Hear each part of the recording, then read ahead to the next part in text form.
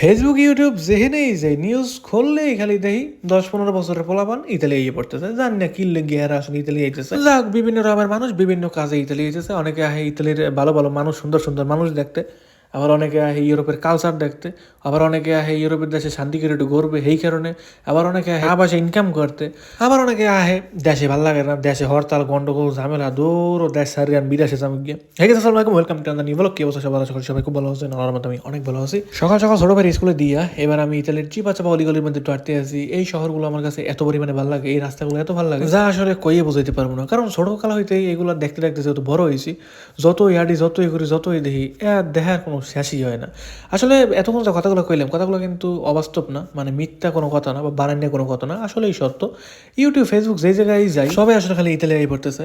So যারা সুন্দরভাবে আসতে পারে তাদেরকে ওয়েলকাম ইতালিতে, কারণ ইতালি সুন্দর একটা দেশ, শান্তির একটা দেশ, কোনো ধরনের ঝামেলা কোনো ধরনের সমস্যা নাই এই দেশগুলোতে। যদি সুন্দরভাবে বাঁচতে চান বা সুন্দরভাবে থাকতে চান তাহলে বলবো যে এই ধরনের দেশগুলো আপনার জন্য বেস্ট একটা দেশ হতে পারে। অনেকেই আছে ইতালিতে বিভিন্ন রকমের আকাম কুকাম করেন, এরপরে কিন্তু এর সাজাও পাইতে পারেন। কারণ কয়েকদিন আগে ইতালি রোম থেকে প্রায় 4-5 জন বাঙালি বাংলাদেশে পাঠাই দেওয়া হয়েছে। সো এই ঘটনাটা সত্য, মানুষজন পাঠাই দিছে, কয়েকটা অপরাধ করছিল সম্ভবত, এই কারণেই মনে হয় পাঠাই দিছে। যাই হোক, যদি কোনো ধরনের খারাপ কাজ করেন এর শাস্তি অবশ্যই ইতালিতে আপনাকে দেওয়া হবে। এটা ভাববেন না যে আপনি বিদেশি মানুষ একটা ভুলভাল কাম কাজ করে এলেছেন এর জন্য আপনাকে সাজা দিবে না। যদি খারাপ কিছু করে হলেন আর যদি ইতালির আইন সঠিক প্রমাণ করতে পারে তাহলে কিন্তু এর শাস্তি আপনাকে দিবেই দিবে, যেভাবেই হোক দিবে। ইতালিতে কিছু কিছু ফাত্রাম বাঙালি আছে যারা খুবই খারাপভাবে ইতালিটারে ব্যবহার করে। যেমন ইতালিতে আইয়া যেহেতু এইসব দেশে যে কোনো ধরনের নেশা এগুলা বৈধ, বা কোনো ধরনের মেয়েদের সাথে ফুর্তি করা বলেন, বারে যাইয়া খারাপ কিছু খাওয়া বলেন, এগুলো যেহেতু এইসব দেশে বৈধ, বাঙালিরা আইয়েই, কারণ দেশে বই তো ওরা ডাল পানি ছাড়া কিছু খাইতে পারে না, এই দেশে আইয়েই খুঁজবে কই আছে পানি, কোথায় আছে বোতল, আর কোথায় আছে সেই আনন্দ সেই উৎসব। কারণ এইসব দেশে এগুলো করলে তো আর বড় ধরনের কোনো অপরাধ হয় না। যদি এগুলো খাওয়ার পরে যদি কোনো কিছু ভাঙচুর করেন তাইলে ওই বিষয়টা আলাদা। যেমন কয়েকদিন আগে আমাদের বাসার সামনে একটা বাঙালি খাইয়া লইয়া চিত্তরাইয়া মানে রাস্তাটার উপরে হইয়া রয়েছে, মানে নিজের নাম কইতে পারে না, কইতো নাই যে কিছু বলতে পারে না, ডকুমেন্ট দেখাইতে পারে না, কি আর করার। বাসার সামনে যারা আর কি আসিল ওরাই অ্যাম্বুলেন্স ফোন দিয়ে আনছিল, পুলিশ টুলিশ ফোন টোন দিয়ে, এরপরে হাসপাতালে নিয়ে চিকিৎসা করা হয়েছে।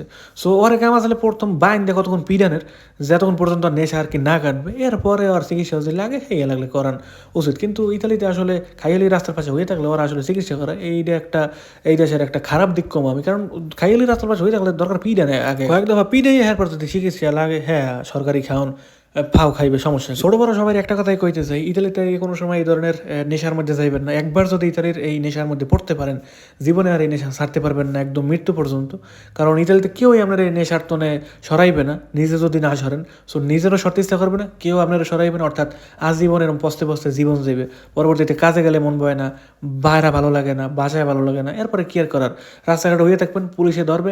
যখন পুলিশে দেখবে যে একটা অপরাধ বারবার করতেছে, এরপর কি দেশে পাঠাই দিতে পারে বা জেলে হাজত করতে পারে। যাই হোক, এগুলো অনেক পরের কথা। এমনিতে আর কি কয়েকটা ঘটনা কইলাম যেগুলো আর কি চোখের সামনে ঘটছিল। সো আমি এখন যে জায়গায় দাঁড়াই আছি এই জায়গা দিয়ে এতক্ষণ যা দেখছিলেন নিচের দৃশ্যগুলো, কারণ আমি বর্তমানে পাহাড়ের একদম উপরে আছি। পাহাড়ের উপরে একটা শহর, পিছনে ছোটো ভাইয়ের বিশাল স্কুল, প্রাইমারি স্কুল, আরও অনেক অফিস আদালত আছে, বাড়িঘর ওইতে আছে এই জায়গা। সো এই জায়গাতে নিচের দৃশ্যগুলো দেখতে এত পরিমাণে ভালো লাগে। সকাল সকাল আমি প্রায় সময় এই জায়গায় আই, সপ্তাহে যদি ছোটো ভাই নিয়ে 5 দিন এই জায়গায় স্কুলে আসি, বলতে পারেন 3-4 দিনই আসলে এই জায়গাটায় আসা হয়। কারণ এই জায়গা দিয়ে নিচের দৃশ্যগুলো দেখতে এত পরিমাণে সুন্দর যা আসলে না দেখলে সকালের খাওয়া নেই অজমায় না কইতে গেলে। আর এই জায়গা সঠিকভাবে একটু রোদ পড়ে, হ্যাঁ, অন্য অন্য জায়গায় দাঁড়ালে যেমন বাড়ি ঘরের জন্য আসলে রোদটা ঠিকঠাকভাবে গায়ে লাগে না, এই জায়গায় দাঁড়ালে রোদের এখানে সঠিক তাপটা পাই। এই ছিল আমার আজকের ব্লগ, দেখাবে পরবর্তী ব্লগে। ভালো থাকবেন, সুস্থ থাকবেন, বাই বাই সবাইকে।